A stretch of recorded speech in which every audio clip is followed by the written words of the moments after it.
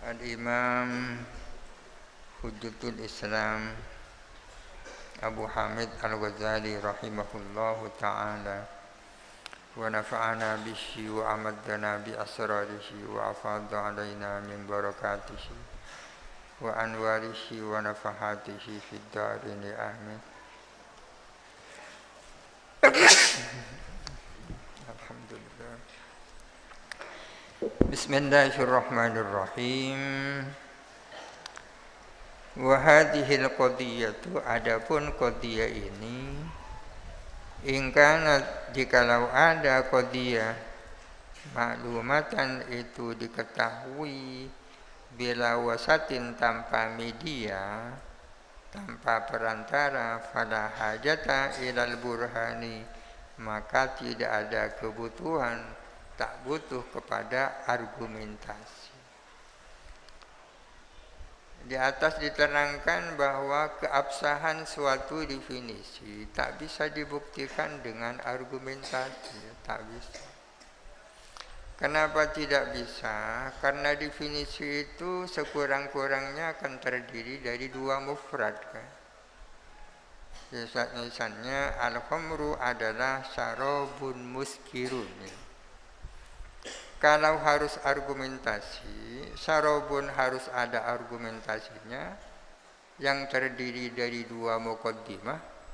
Muskirun harus ada argumentasi sehingga tidak ada ujungnya. Kenapa kok begini? Kenapa kok begini?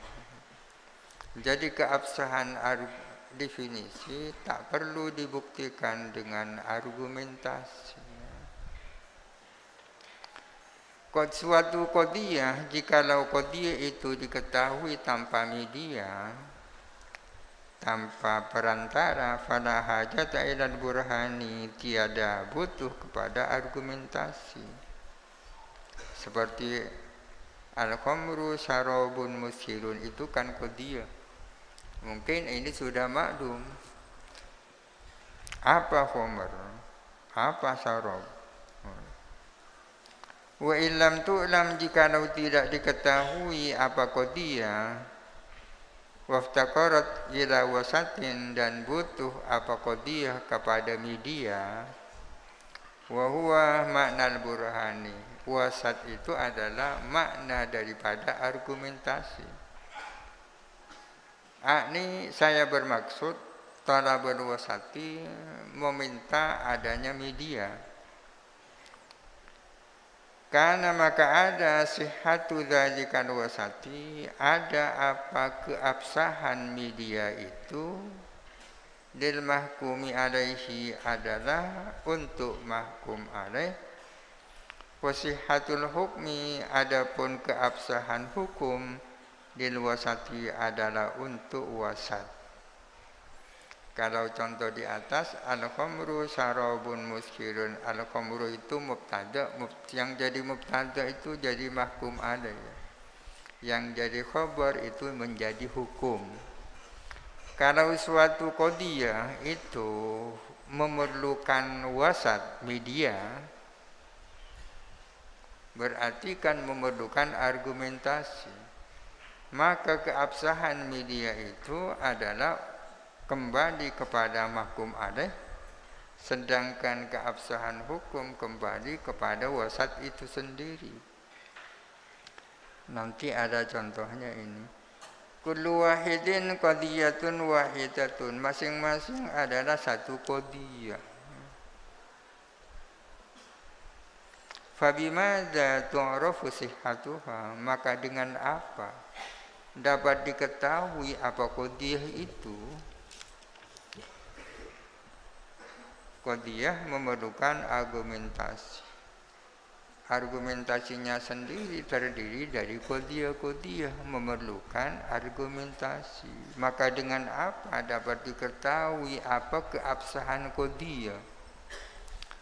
Fa in ihtija ila wasatin, jikalau diperlukan apa adanya media, tada'a ila ghairi nihayatin, maka melebar sampai tidak ada akhirnya. Kalau diperlukan media, Karena media itu terdiri dari qadiyah ya.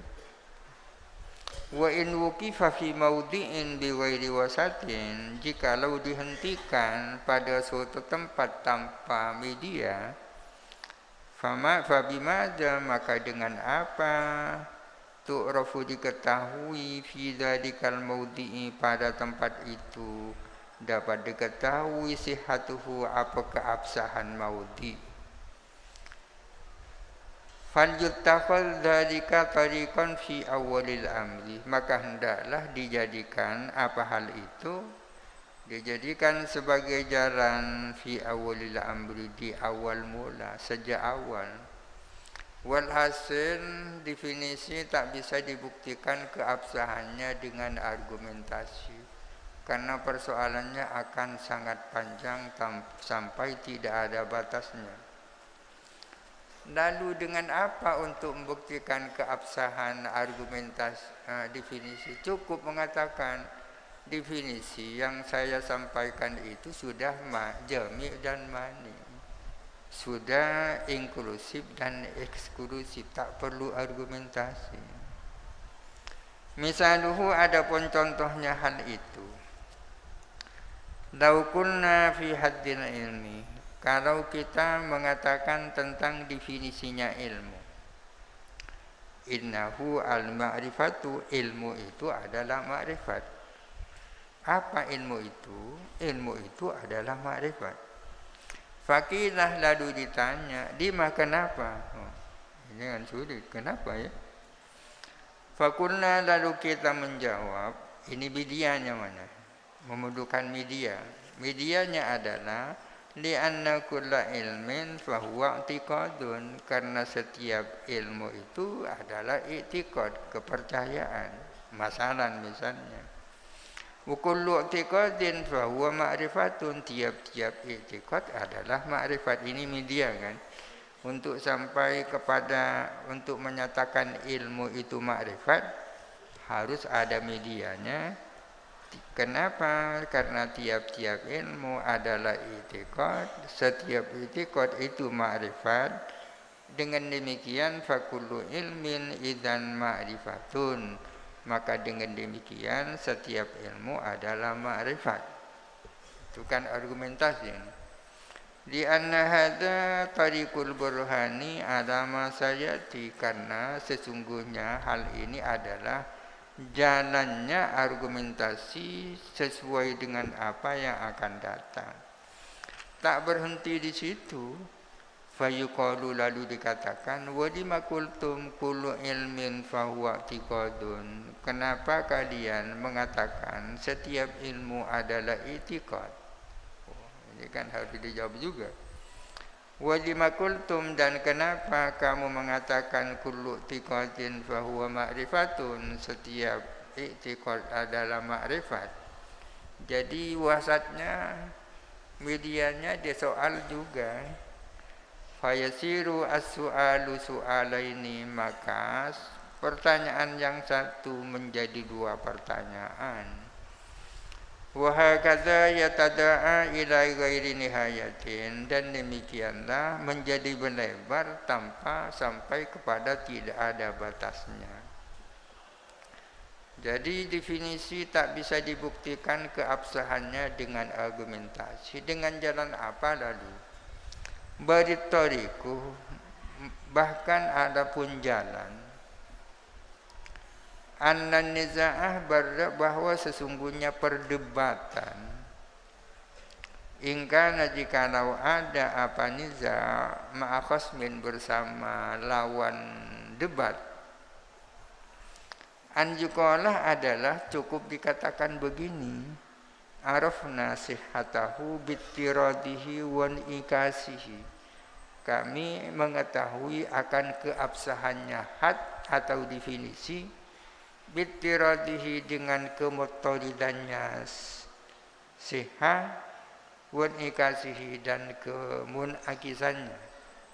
Syarat utamanya definisikan muttarid dan munakis atau jami' mani. Saya yakin definisi yang saya buat ini sudah memenuhi syarat definisi. sah sudah karena dia mutarid dan munakis, karena dia jami' dan mani, inklusif dan eksklusif. Fahuwa alladhi yusallimuhul qasmu bid-darurati, maka adapun itu yakni menyatakan mutarid dan munakis, alladhi adalah sesuatu yusallimuhu yang dapat menerimahu kepada alladhi, menerima al-khasmu siapa lawan diskusi, bid-darurati secara niscaya. Karena cara seperti itulah yang niscaya akan diterima oleh teman debat. Itu sudah mutarid dan munakis itu. Cukup bilang seperti itu. Wa amma kaunuhu mu'riban an tamamil haqiqati. Adapun bahwa sesungguhnya had itu adalah mengungkapkan tentang sempurnanya hakikat. Rubbama yunaza'u fihi, barangkali masih diperdebatkan fihi apa itmamul haqiqah, apa kaunuhu mu'riban an tamamil haqiqah, wala yuqarru bihi, dan tidak diakui bihi apa kaunuhu mu'riban. Jadi untuk memuaskan lawan cukup mengatakan ini sudah jami' mani. Tak perlu mengatakan ini sudah mengungkapkan hakikat. Karena kalau ditambah ini mengungkapkan hakikat, barangkali masih didebat. Itu. Fa in mana'a ittiradahu wa ikasahu, jikalau keberatan siapa khosmu, siapa lawan debat, keberatan ittiradahu kepada kemutaridannya had, wan ikasahu dan kemunakisannya had. Kalau teman debat itu keberatan, wah, menurut saya definisi yang kamu kemukakan ini tidak mutarid, tidak munakis, tidak jami dan tidak mani. Jikalau dia keberatan terhadap kemutaridannya had dan kemunakisannya had ala asli nafsihi, berdasarkan prinsip dirinya, menurut saya katanya, talabnahu, kami menuntut dia, nuntut bi an yadhkura hadda nafsihi, agar supaya dia mengemukakan definisi dirinya. Kalau kamu tak percaya, tak mau dengan definisi saya, karena dianggap tak mutarid dan tak munakis, mana definisimu? Wa qabanna ahadzal haddaini bil akhari, dan kita membanding salah satu dari dua definisi itu dibanding dengan definisi yang lain. Definisi yang kita kemukakan dibanding dengan definisi yang dikemukakan pihak lawan debat. Wa arafna ma fihi at-tafawutu, dan kita tahu ma akan sesuatu fihi yang ialah di dalamnya at-tafawutu, adapun tafawut perbedaan, min ziyadatin, tafawut itu berupa tambahan, au nuqsanin atau kekurangan. Dengan membanding satu definisi dengan definisi yang lain, kita akan tahu di mana terjadinya tafawut. Mungkin di sana ada penambahan, di sini ada kekurangan atau sebaliknya. Wa arafna al-wasfa alladhi fihi yatafawatani, dan kita akan mengetahui sifat alladhi, sifat fihi yang di dalam sifat itu yatafawatani, berbeda apa dua definisi. Dan kita akan mengetahui sifat yang menjadi titik perbedaan antara dua definisi itu, di mana perbedaannya. Wajarradna an-nadhra ila dzakal wasfi, dan kita memfokuskan kajian jarrada ini malolo ya, memelulu ya, memfokuskan kajian ila dzakal wasfi kepada sifat yang menjadi titik perbedaan antara dua definisi. Wa abtalnahu bi tariqihi, dan kita membatalkan wasf itu wasf itu kita batalkan bitariqihi, melalui jalannya ibtal. Ada cara-cara khusus untuk membatalkan. Misaluhu, adapun contohnya hal itu. Idza kunna, bila mana kita berpendapat al-mausubu matmunun, mausub itu adalah matmun, sesuatu yang diwasab itu pasti dipertanggungjawabkan. Kalau seseorang menggasap miliknya orang lain, itu dipertanggungjawabkan kalau terjadi apa-apa, rusak dan seterusnya. Al-mausubuh matmunun, mausub barang yang digasap itu dipertanggungjawabkan. Wa waladul mausubi mausubun, adapun anaknya sesuatu yang digasap adalah mausub juga. Seseorang menggasap kambing milik orang lain. Kalau kemudian melahirkan anak, anaknya juga berstatus sebagai mausub. Oleh karena mausub itu matmun dan anaknya mausub itu adalah mausub, maka ada apa waladul mausub matmunan, dipertanggungjawabkan juga. Ini menurut madhab ulama Syafi'iyah seperti itu. Jadi argumentasinya seperti ini. Mausub adalah matmun, anaknya mausub adalah mausub juga statusnya, maka anaknya mausub juga dipertanggungjawabkan. Faqalu, maka berkata siapa ulama Hanafiyah, ini debatnya antara Syafi'iyah dan Hanafiyah. La nusallimu anna waladal mausubi mausubun, kami tidak bisa menerima bahwa anaknya mausub itu adalah mausub.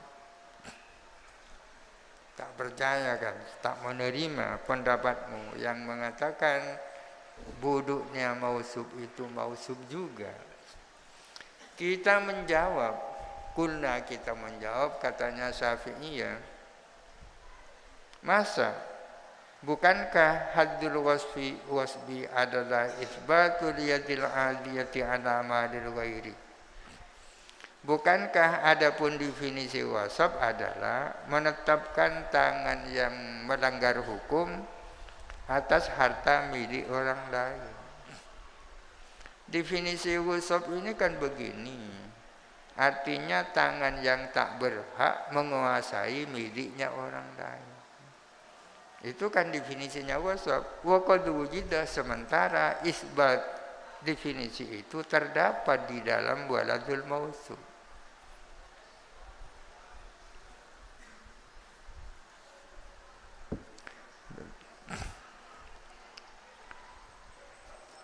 Farubbama mana'a wallahu a'lam. Al-Fatihah. A'udzu billahi minasyaitonir rajim. Bismillahirrahmanirrahim. Alhamdulillahirabbil alamin. Arrahmanir rahim. Maliki yaumiddin.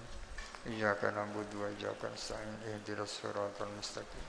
Siratal ladzina an'amta 'alaihim ghairil maghdubi 'alaihim waladdallin.